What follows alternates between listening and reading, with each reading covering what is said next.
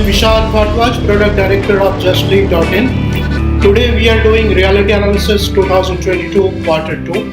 And today we have Mr. Vivek Joshi with us. He is Director of AVHM Global and the Empire Group. Vivek sir, first of all, I would like to welcome you and would like to congratulate you on the successful 6th year of your business, the Empire Group. Thank you so much. Sir, as you know, we keep doing reality analysis and we try to find out what is going on in the market, what was the past, what is going on in current time, and what are the future prospects. So sir, in order to know all these things, all these factors, I would like to start with a question. How was your experience in your last quarter, sir? Look, as first of all, I would like to thank you for welcoming me here. So, as everyone knows that the market was quite, low after the corona. Everyone was thinking whether the market could, jump off from that corona feel or not. Right, sir. तो हुआ ये था कि लोगों का एक trust real estate में जो ऐसा था कि बिल्डअप नहीं हो पा रहा था. बट क्योंकि जब हमारा कोरोना फेज पूरा हो गया तो रियल एस्टेट ने एकदम से बूम पकड़ा. In every part of the country, not only in NCR, but every part of country, you might be seeing कि अच्छा खासा जंप हुआ है. तो चाहे वो कोई भी सेक्टर में आप लोगे, चाहे कंस्ट्रक्शन को ले लो हमारे उसमें, या फिर आप किसी पर्टिकुलर सेल ले लोगे, तो अच्छा खासा जंप देखने को मिला है. अगर लास्ट क्वार्टर की बात करूँ तो मैं it was a quite of mix sale. कुछ हुआ है अच्छी चीज़ें, कुछ चीज़ें बहुत हद तक कुछ ऐसी भी रही कि लोग डरे भी हैं, क्योंकि काफ़ी कुछ ऐसे चीज़ें हुई हैं हमारे सेक्टर में कि लोग एक बार को सोचते हैं इन्वेस्टमेंट से पहले. बट हाँ, it was quite mix. Also very rightly said, last year we did the reality analysis with the joint managing director of PropShop, Mr. Raghav sir, और जो जिस तरह से हमने बातें करी थी कोरोना को लेकर, लॉकडाउन को लेकर, और जिस तरह का हमारा प्रेडिक्शन था आफ्टर कोरोना मार्केट कैसा होने वाला है. बट ऑफ कोर्स मार्केट ने बहुत अच्छा परफॉर्म किया. जिस तरह से हम डरे हुए थे मार्केट को कोरोना की वजह से लेकर, लॉकडाउन को लेकर की वजह से, और जो हमारा प्रेडिक्शन था काफ़ी हद तक सही रहा था. एंड सर, इसके साथ ही मैं जानना चाहता हूँ इस फेस्टिव सीजन को लेकर आपके क्या एक्सपेक्टेशन है करंट क्वार्टर में. देखिए, जैसे आप खुद कह रहे हैं कि फेस्टिव सीजन है, इंडिया तो फेमस ही फेस्टिव सीजन के लिए रहा है. सो एक शुभ मुहूर्त जिसे हमारे यहाँ कहा जाता है, हर कोई किसी भी इन्वेस्टमेंट से पहले एक शुभ मुहूर्त देखता है, जिसके लिए आने वाला क्वार्टर एक बहुत शुभ मुहूर्त के लिए ही जाना जाएगा. अभी इस टाइम पे जितने लोग हैं हर कोई वेट कर रहे हैं उस शुभ मुहूर्त का. तो मेरी एक्सपेक्टेशन तो यही है कि रियल एस्टेट सेक्टर जो आने वाला टाइम देगा बहुत हद तक अच्छा खासा रिजल्ट देखने को मिलेगा आपको. बहुत से लोग इन्वेस्टर्स जो भी वेट कर रहे हैं शुभ मुहूर्त का, तो इस फेस्टिव सीजन में हर इंडस्ट्री में, not only in our sector, मतलब हर इंडस्ट्री में अच्छा खासा आपको देखने को मिलेगा वो चीज़ें. कौन सर, मैं कुछ अलग अलग जर्नल्स को फॉलो कर रहा था और उसमें भी जो संकेत मुझे मिल रहे हैं आगे आने वाले फेस्टिवल्स में, किस तरह का इन्वेस्टमेंट हर सेक्टर में, चाहे वो रियल एस्टेट का सेक्टर हो, टेक्सटाइल का सेक्टर हो, ऑटोमोबाइल्स का सेक्टर हो, हर एक सेक्टर में इन्वेस्टमेंट आने वाला है. लोगों ने तैयारियां शुरू कर दी और काफ़ी ज़्यादा होपफुल भी हैं. इसके साथ ही सर जानना चाहूँगा मैं, what are the factors which are very important to consider while buying property in the location you operate? Look, we are currently operating in Tappal, which is near to Jewar International Airport, the upcoming Noida International Airport, rather I would say. तो वो Yamuna expressway के बहुत पास में है. तो the people who wish to invest, they have money, hard earned money, I would say. तो वो उस एरिया में अभी इस टाइम पे इन्वेस्टमेंट के लिए बहुत अच्छी अपॉर्चुनिटी है. लोगों को कुछ भी इन्वेस्टमेंट से पहले, there are a few factors. सबसे पहले they had to see कि जो इन्वेस्टमेंट जिस लैंड पे वो करना चाह रहे हैं, जिस भी चीज़ में वो चाह रहे हैं, उसकी ओनरशिप किसके पास है. मतलब the main point is ownership.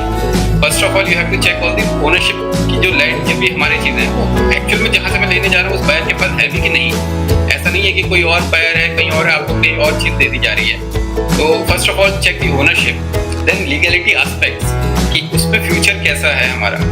The land conversions, all the things of the area notified, whether वो उसके मास्टर प्लान में आ रहा है कि नहीं आ रहा है. Currently, the master plan of 2031 is going on. उस मास्टर प्लान में हमारा कवर हो रहा है नहीं हो रहा है जहाँ भी हम परचेज करना चाह रहे हैं. Then the 2044 master plan is also nearby. तो उसमें भी एक बार नजर मार लें कि ऐसा ना हो कि वो एक्वायर हो जाए लैंड. तो अगर एक्वायर होगी तो फिर हमारी फ्यूचर प्लानिंग क्या होंगी उसको लेकर. These are the small things that the people should do.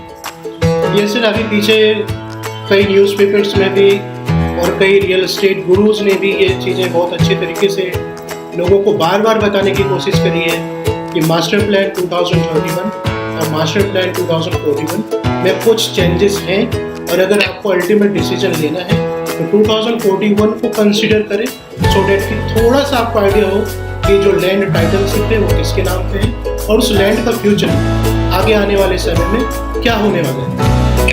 Well, sir, in terms of rate appreciation, livability, what will be the future of Yamuna Expressway, Aligarh, Jewar, Tappal in coming time? If I would like to know in next 5 years or in next 10 years, what will be the future over there? Look, it's a very good question. As far as the investments are concerned, लोगों को चाहिए कि मैं जो आज 10 रुपए लगा रहा हूँ वो आने वाले टाइम में मुझे क्या रिटर्न देके जाएंगे. This is the main concern of each and every individual. तो यमुना एक्सप्रेस पे आई वुड से कि आने वाला फ्यूचर है इंडिया का. Like the vision of the government कि हमें इस पूरी बेल्ट को, not only for the Yamuna express पे, स्मॉल कोई एरिया तो नहीं है वो, हम नोएडा से लेकर पूरा अगर आगरा तक जाते हैं, ये पूरी बेल्ट ही इनफैक्ट बहुत अच्छा रिटर्न देके जाएगी लोगों को अगर वो अच्छा इन्वेस्टमेंट करते हैं आने वाले टाइम पे. जहाँ तक बात करी जाए अगले 5 to 10 years अगर क्या एक विजन रहा है, आप अगर किसी भी एयरपोर्ट को देखते हैं, आप इंडिया में या कहीं भी वर्ल्ड में ले लीजिए, अगर वो एयरपोर्ट आ रहा है उस जगह पर, तो this is the initial phase जहाँ पर हम इन्वेस्टमेंट कर सकते हैं. वो आने वाले टाइम में बहुत अच्छा रिटर्न देके जाएगा. तो किसी भी छोटे से छोटे एयरपोर्ट का भी एग्जाम्पल अगर लेते हैं जहाँ पर कि कोई डेवलपमेंट स्टार्ट होता है, अगर आप इनिशियल फेज में वहाँ इन्वेस्टमेंट करते हैं तो कई गुना ज़्यादा रिटर्न देके जाता है फ्यूचर में. और ये तो सिंस जेवर इंटरनेशनल एयरपोर्ट और नोएडा इंटरनेशनल एयरपोर्ट जो है ये एशिया का फर्स्ट लार्जेस्ट एयरपोर्ट बनेगा यहाँ पर. And which will be the cargo hub भी बन रहा है यहाँ पर, अगर आपको पता हो तो कार्गो हब के साथ आएगा इस जगह पर. तो आप खुद सोच सकते हैं कि यहाँ कितने ज़्यादा जॉब अपॉर्चुनिटीज बढ़ेंगी, कितनी एमएनसीज उस तरफ जाएंगी. प्लस गवर्नमेंट को इसको लेके एक अलग ही विजन लेकर आए हैं. There are various things which is coming up in the Yamuna expressway area. आप नोएडा से स्टार्ट करेंगे और आगरा तक यमुना एक्सप्रेसवे के दोनों तरफ आपको देखने को मिलेगा बहुत नए तरह के डेवलपमेंट्स हो रहे हैं. तो यूपी में, इनफैक्ट नॉट ओनली यूपी, अगर पूरे इंडिया में आपको ऐसा नहीं मिलेगा कहीं भी जो ये पूरी बेल्ट आपको देकर जाएगी. और सिंस अभी तो रेट बहुत कम है, मैं कहूँगा ये इनिशियल फेज है क्योंकि अभी तो एयरपोर्ट स्टार्ट भी नहीं हुआ है, विच इज एक्सपेक्टेड कि 2024 तक स्टार्ट होगा. तो इनिशियल फेज ही हम इसको कहेंगे. तो जैसे ही स्टार्ट होगा उसके बाद आप देखिएगा इस पूरी बेल्ट में क्या बूम आने वाला है.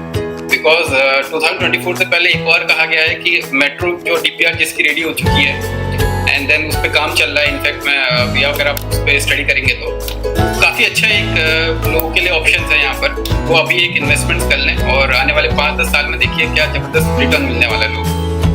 Very rightly said, sir. There is a very famous saying that early birds always enjoy the fresh cake. Correct. Investor driven market अभी no doubt है, और रेट के तौर पे अगर बात की जाए और जिस तरह के डेवलपमेंट्स आने वाले हैं, जिस तरह के प्रोमिसेस किए गए हैं गवर्नमेंट की तरफ से, जिस तरह का डीपीआर सबमिट किया गया है और जिस तरह से चीज़ें शुरू हो गई हैं, चाहे वो मेट्रो को लेकर के हो, चाहे एयरपोर्ट को लेकर के हो, जाहिर सी बात है आगे आने वाले समय में बहुत ही ज़्यादा इकोनॉमिक एक्टिविटीज़ उस एरिया में जगह लेने वाली हैं और बहुत ही ज़्यादा लिवेबिलिटी वहाँ पे आने वाली है. कंपेयर करने के तौर पे अगर मैं बोलूँ तो पिछले कुछ साल पहले गुड़गांव एयरपोर्ट की वजह से काफ़ी ज़्यादा बूम हुआ वहाँ पे. रियलिटी सेक्टर में भी काफ़ी ज़्यादा बूम आया, एमएनसीज वहाँ पे आई. अब बिल्कुल आप जो चीज़ें कह रहे हो, MNCs, economic activities, metros, DPR वगैरह सब कुछ, जो कि गुड़गांव में हमने ये चीज़ें देखी थी, और जिस वजह से गुड़गांव की प्रॉपर्टी का रेट और हर चीज़ का आज अगर लिवेबिलिटी की भी बात की जाए वहाँ पे काफ़ी ज़्यादा अच्छा है. और आगे आने वाले टाइम पे no doubt Jewar Yamuna expressway के एंटायर बेल्ट में ये चीज़ आएगी. Well sir, as per your analysis, will there be any change in property rate in next 2 to 3 years or in next quarter or in next year? Will rate goes up or it will fall down or will be remain same? What is the potential of growth in the property in near future? अगर मैं 5, 6, 10 सालों की बात न करूँ, मैं चाहता हूँ कि वैसे इन्वेस्टर्स के बारे में जो शायद 1 साल, 2 साल या 3 साल के अपने इन्वेस्टमेंट को लॉक करना चाहते हैं, आपको क्या लगता है वो कितना एप्रिसिएशन एंजॉय कर पाएंगे, कितना एप्रिसिएशन लेके जाएंगे? Look, it's a very famous saying that don't invest and just wait for the return कि हाँ मेरे को अगले महीने रिटर्न मिल जाएगा। Invest for a long term perspective. अगर आपको चाहिए कि मेरे को बहुत अच्छा रिटर्न देके जाए प्रॉपर्टी, तो just invest on it and wait for the returns for the long term. जहाँ तक हमारे इस एरिया की बात करी जाए, इस बेल्ट की बात करी जाए, या इनफैक्ट रियल एस्टेट सेक्टर की बात करी जाए, this is the only sector जो इंसान को जो उसका सपना होता है, इट्स अ ड्रीम कम, जो इस इंडस्ट्री में, इस सेक्टर में आप इन्वेस्टमेंट करते हैं वो आपको अच्छा खासा रिटर्न देके जाता है फ्यूचर में। कोई भी और सेक्टर है, ऐसा नहीं है कि इसमें आप इन्वेस्टमेंट में अगर आप देख रहे हैं कि भाई मैंने यहाँ इन्वेस्ट कर दिया है और मेरे को अब 2 दिन में ही पैसा वापस रिटर्न मिल जाए, वो तो कहीं भी पॉसिबल नहीं है। It's a very rare chances. इस सेक्टर में आप पैसा लगाइए, थोड़ा सा वेट करिए, definitely will be getting the good result. और जहाँ तक प्राइस की बात है तो देखिए, अगर आप यूपी के थोड़े से लॉज वगैरह में इंटरेस्ट रखते हैं और उसको पढ़ेंगे तो वो देखेंगे आप सर्कल रेट्स, जो एक बहुत मेजर फैक्टर रहता है कि इसमें मार्केट ट्रेंड को अप एंड डाउन करने के लिए, वो यूपी गवर्नमेंट ने खुद उस पर रिसर्च करी है। डेफिनेटली जगह जगह लोग, तहसीलदार, पटवारी वगैरह जितने भी हैं, सबने एक स्टडी करी है उस पर कि भाई हमारे सर्कल रेट्स को बढ़ने की जरूरत है। एंड खासतौर पर जो यमुना एक्सप्रेसवे की बेल्ट है, वहाँ पर के सर्कल रेट्स काफी टाइम से नहीं बढ़े हुए हैं। तो कोरोना से पहले या कोरोना के आसपास के रेट्स जो चल रहे हैं वो अभी तक चले आ रहे हैं। तो अब देखिएगा आप आने वाले 1-2 सालों में और इसकी वजह से रेट्स काफी हाइक होंगे और सर्कल रेट एक बार बढ़े तो डेफिनेटली मार्केट ट्रेंड ऑटोमेटिकली ऊपर को बढ़ेगा। और इस वजह से रेट्स बढ़ने की वजह से हो क्या रहा है, इन्वेस्टमेंट इस बेल्ट पे और ज्यादा बढ़ेगा। तो मोस्टली बाहर से भी इन्वेस्टर्स आएंगे, उनको दे आर लुकिंग कि हाँ अच्छा खासा रिटर्न देके जाएंगे ये चीजें, तो डेफिनेटली प्राइस तो इंक्रीज होना ही होना है। वेल सर, रियल एस्टेट के बारे में 2-3 मंत्रास हैं जिनको कई लोग फॉलो करते हैं, खासकर इन्वेस्टर्स भी फॉलो करते हैं, प्रॉपर्टी कंसल्टेंट भी बताते हैं कि invest and wait. Real estate कोई शेयर मार्केट नहीं है कि इंट्राडे ट्रेडिंग की जाए या इंट्रा मंथ ट्रेडिंग की जाए या थोड़ा सा वेट करने पे बहुत ज़्यादा रिटर्न मिल सके। यहाँ पे थोड़ा सा लंबा वेट करना पड़ता है, लेकिन बहुत ही नायाब रिटर्न वहाँ पे उनको लोगों को मिलता है। तो बिल्कुल सही बात है सर। इसके साथ सर अब मैं लास्ट क्वेश्चन आपसे ये जानना चाहता हूँ, पिछले काफ़ी टाइम से आप यमुना एक्सप्रेसवे को, वहाँ के प्लॉट्स को काफ़ी नज़दीकी से देख रहे हैं। कई तरह के उतार चढ़ाव भी आपने देखे होंगे, कई तरह के न्यूज़ भी मार्केट में सर्कुलेट हुए, उनको भी हमने झेला है, उनको भी हमने टैकल किया है। कुछ न्यूज़ सही भी थी जिसकी वजह से काफ़ी ज़्यादा लोगों को इम्पैक्ट होना पड़ा। अभी सर मैं आपसे जानना चाहता हूँ, इन्वेस्टमेंट को लेकर, यमुना एक्सप्रेसवे को लेकर आप इन्वेस्टर्स को क्या मैसेज देना चाहेंगे? लोग इन्वेस्टर्स के लिए तो मेरा सिर्फ एक यही मैसेज है कि ये जो बेल्ट पूरी बन रही है, if you are your investor, तो आप कहीं भी इंडिया में देखेंगे इस टाइम पे, ये तो जो opportunity that this belt is going to give you, वो आपको कहीं भी नहीं मिलेगी इस टाइम पे। सिंस जेवर एयरपोर्ट इंडिया का नहीं एशिया का लार्जेस्ट एयरपोर्ट बन रहा है, तो आप खुद भी एक एनालिसिस, कोई भी अगर इन्वेस्टर है, अच्छा इन्वेस्टर है, ही कैन एनालाइज कि हाँ इस पे रिटर्न मुझे बहुत अच्छा देके जाने वाला है। तो not only the particular specific area of Yamuna expressway, आप पूरी बेल्ट में कहीं पर भी इन्वेस्टमेंट करिए, बट इन्वेस्टमेंट करिए जरूर। मैं सिर्फ इन्वेस्टर्स से नहीं कहना चाहूँगा, ये इनफैक्ट हर हाउस होल्ड, एवरी इंडियन से बोलूँगा ये कि आप इन्वेस्टमेंट करिए कि आपको रिटर्न अगर चाहिए अपने प्रॉपर्टी पे, तो बिकॉज कोई भी बेल्ट या कोई भी जगह, जो भी मैं हमेशा कहता आया हूँ, किसी डेवलपमेंट फेज पे ही जब होता है उस टाइम पे इनिशियल इन्वेस्टमेंट आप करिए, चाहे छोटे से अमाउंट से करिए चाहे बड़े अमाउंट से करिए, बट कुछ ना कुछ आप जोड़िए अपने साथ। ये एक बड़े बड़े इन्वेस्टर्स का कहना है, वही जो आपने बात कही थी कि आप लेके छोड़ दीजिए, बस उसको आप वेट करिए थोड़ा सा, बस इन्वेस्ट करके। तो मैं सही बात है सर, रियल एस्टेट में इन्वेस्टर्स या कोई एक बार प्रॉपर्टी खरीदने के लिए इन्वेस्ट कर रहा है, उनके लिए भी मूल मंत्र है कि जो चीज़ें हो रही हैं उनको थोड़ा सा एनालाइज करें, थोड़ा सा जो न्यूज़ में चल रहा है उनको जानने की कोशिश करें और बहुत ही सधे हुए और सावधानी पूर्वक अपना इन्वेस्टमेंट करें। 2-3 फैक्टर्स जैसा आपने बताया कि टाइटलशिप को एक बार चेक कर लें कि वो ज़मीन बिकने लायक है या नहीं है। अगर बिकने लायक है तो क्या मैं उसी से खरीद रहा हूँ जो उनको बेचने के लिए अधिकृत है। इसके अलावा 3-4 फैक्टर्स और हैं जो कि हम अमूमन हर प्रॉपर्टी को खरीदने से पहले चेक करते हैं। वैसे भी यमुना एक्सप्रेसवे में, टप्पल में प्रॉपर्टी खरीदने से पहले, जेवर में प्रॉपर्टी खरीदने से पहले लोगों को ध्यान में रखना चाहिए।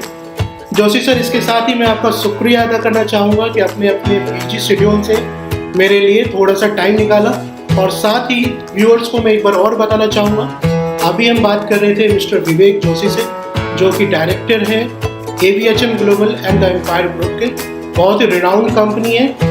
और इसके साथ ही व्यूअर्स, मैं भी अब आपसे विदा लेना चाहता हूँ। मिलेंगे हम फिर अगले रियलिटी एनालिसिस में। तब तक के लिए शुक्रिया, नमस्कार।